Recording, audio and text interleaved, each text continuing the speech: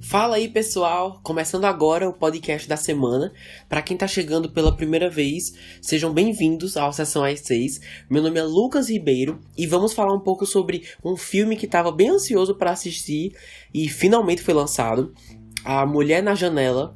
Logo pelo trailer achei muito na vibe de Garota Exemplar, que eu adoro. Então tava com altas expectativas e agora decidi trazer aqui para conversar com vocês. Para quem não assistiu e não quer saber das reviravoltas nem nada, não haverão spoilers nessa edição, então não se preocupem, vou me basear mais na sinopse, trailer, essas coisas.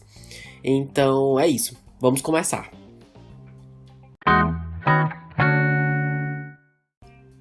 A sinopse é a seguinte: uma psicóloga, agorafóbica, faz amizade com uma vizinha do outro lado da rua de seu condomínio em Nova York, apenas para ver sua vida virada de cabeça para baixo quando a mulher desaparece e ela suspeita de crime.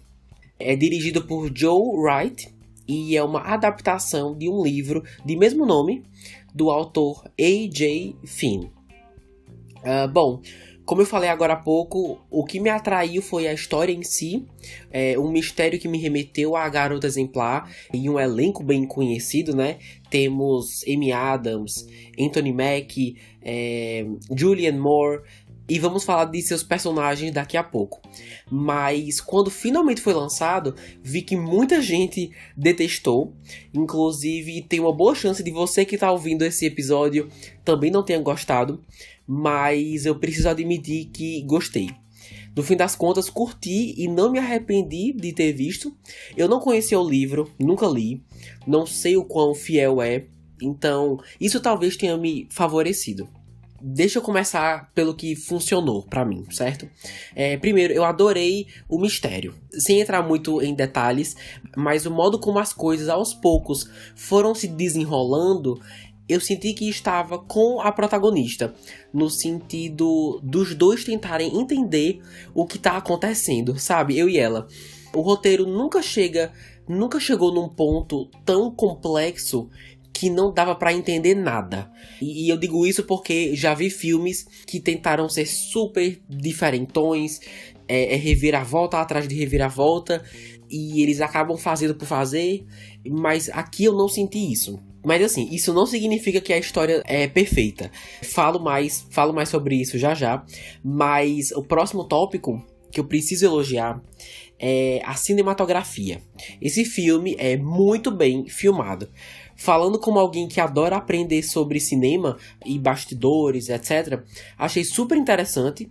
Acho que quem tem interesse em ser aspirante a diretor ou simplesmente trabalhar na área, os movimentos de câmera, como isso pode influenciar as pessoas que estão assistindo a entrar no clima de suspense, mistério e até gerar ansiedade, o modo como o diretor escolhe estabelecer a relação mesmo entre o público e o personagem através das lentes da câmera é bem interessante. Então, por isso também eu sou mais parcial a esse filme, provavelmente, porque nem todo mundo tem esse mesmo interesse, né?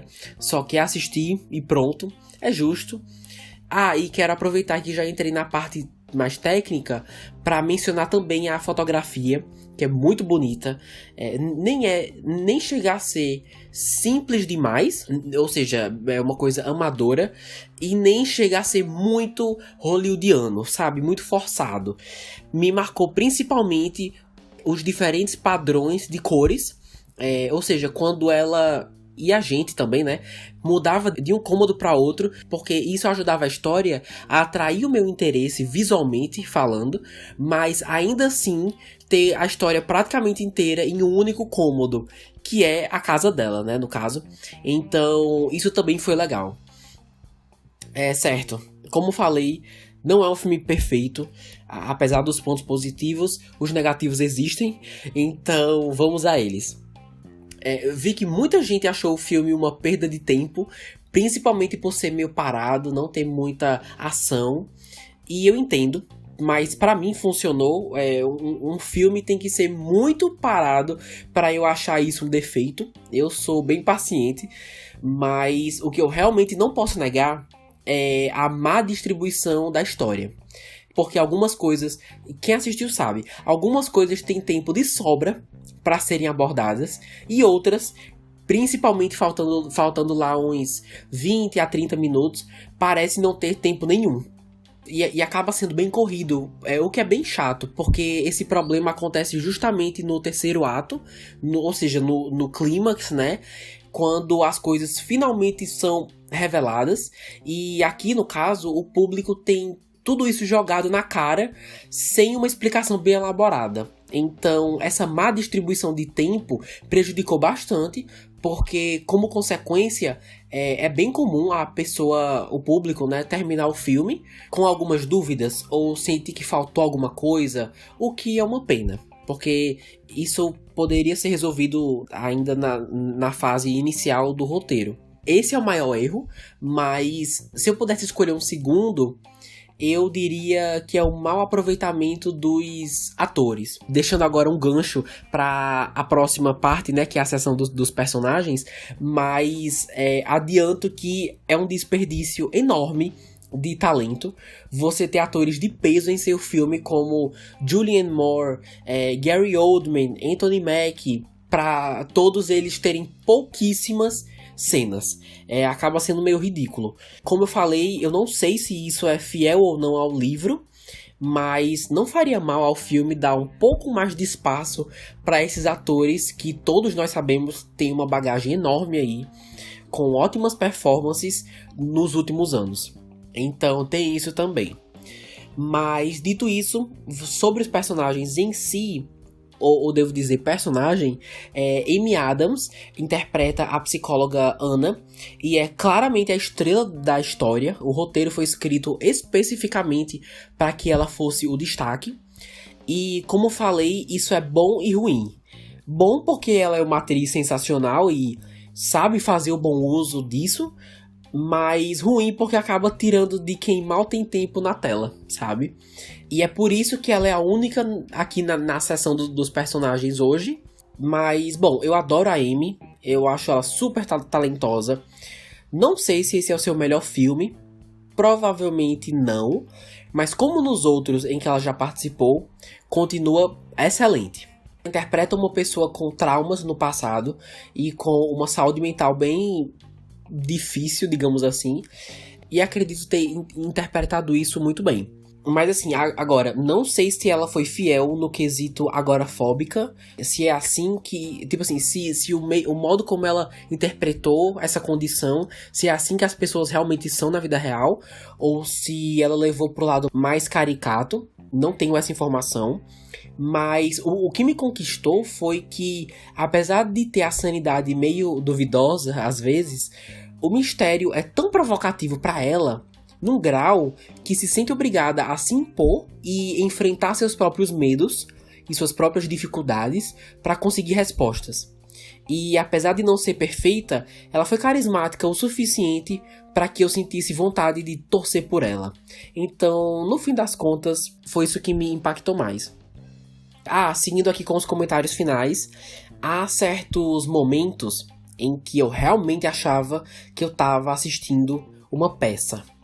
Inclusive poderia facilmente ser uma. O fato de se passar todo em um prédio e ser sobre a vida das pessoas que dividem o mesmo espaço, dá super pra ser uma peça. Inclusive, falando sobre esse tema agora, eu soube que esse filme é inspirado em uma obra de Hitchcock. Eu nunca assisti, então não posso comentar sobre, mas eu vi várias pessoas fazendo comparações. Mas enfim, dá super pra ser uma peça. Eu notei principalmente, quem já assistiu vai saber do que eu tô falando. Ela tem um monólogo quando todos os personagens se reúnem. E quando tá terminando esse monólogo, o jogo de câmera e luz, principalmente a luz, é tão peça de teatro que eu realmente achei que essa sensação fosse intencional. Não sei se é ou não, mas pra quem não viu e vai assistir, tá aí outra coisa pra você ficar de olho. Mas no geral, A Mulher na Janela é um suspense interessante, que tem muito potencial e é bom, mas aí é que tá. poderia ser muito melhor. Como o terceiro ato não teve mais tempo para respirar e revelar com mais calma o desenrolar da história, isso acabou impedindo o longa de ser ainda mais interessante do que já é. Pra mim, teve mais pontos positivos do que negativos, mas assim, se você estiver procurando algo intrigante, de suspense pra assistir no final de semana, acredito que A Mulher na Janela cumpre esse propósito. É nada super incrível e inesquecível, mas entretém pra um fim de tarde, sabe? Ah, e claro que não é uma regra, mas se você é como eu e gosta de aprender ou observar alguns aspectos sobre cinema, principalmente fotografia, movimento de câmera, eu recomendo. Esses detalhes fizeram uma diferença na minha experiência, no conjunto geral. E já está disponível na Netflix para quem tiver interesse. Galera, assim eu finalizo a análise sobre A Mulher na Janela, ou The Woman in the Window. Por favor, comente lá no Instagram, @sessãoas6, sua opinião. Eu vi que dividiu bastante gente, então sejam legais nos comentários. A ideia é gerar uma discussão que dê para entender os pontos de vista, né, a experiência de cada um. E comentem lá que eu quero saber. Mas então é isso. Fiquem de olho porque eu tenho muitos episódios já programados. Estou falando de Cruella, Viúva Negra, Luca, a nova temporada de Com Amor Victor, que atualmente, no momento que está sendo gravado, está prestes a sair. Então se ligue nas próximas semanas.